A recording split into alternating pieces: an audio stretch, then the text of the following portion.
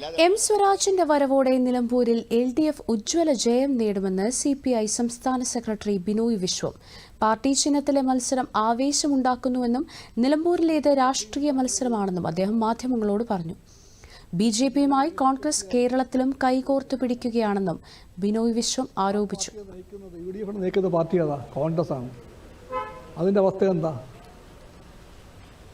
ഇവിടുത്തെ കാര്യം മാത്രമല്ല, അഖിലേന്ത്യാ അവസ്ഥ എന്താണ്? കോൺഗ്രസ് പാർട്ടിയുടെ 2 വർക്കിംഗ് കമ്മിറ്റി മെമ്പർമാർ പ്രത്യക്ഷമായി തന്നെ മോദിയെ പിന്താങ്ങുകയാണ്. ശശി തരൂരും സൽമാൻ ഖുർഷിദും നിസ്സാരന്മാരല്ല. ആ പാർട്ടിയെ നയിക്കുന്ന വർക്കിംഗ് കമ്മിറ്റിയിലെ മെമ്പർമാർ 2 പേർ ഇന്ത്യക്കകത്ത് വെച്ച് പുറത്ത് വെച്ച് അവർ പറയുന്നു എല്ലാ നയങ്ങളിലും മോദിയാണ് ശരിയെന്ന്. കാശ്മീർ നയം പൂർണ്ണമായും ശരിയാണെന്ന്.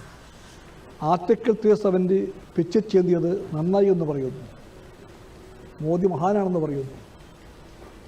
ഇങ്ങനെ പറയുന്ന വർക്കിംഗ് കമ്മിറ്റി മെമ്പർമാർ നയിക്കുന്ന പാർട്ടിയാണ് കോൺഗ്രസ്. ആ പാർട്ടിയുടെ അഖിലേന്ത്യാ അവസ്ഥ അതാണെങ്കിൽ ഇവിടുത്തെ അവസ്ഥ അങ്ങനെ ആകാനേ പറ്റൂ.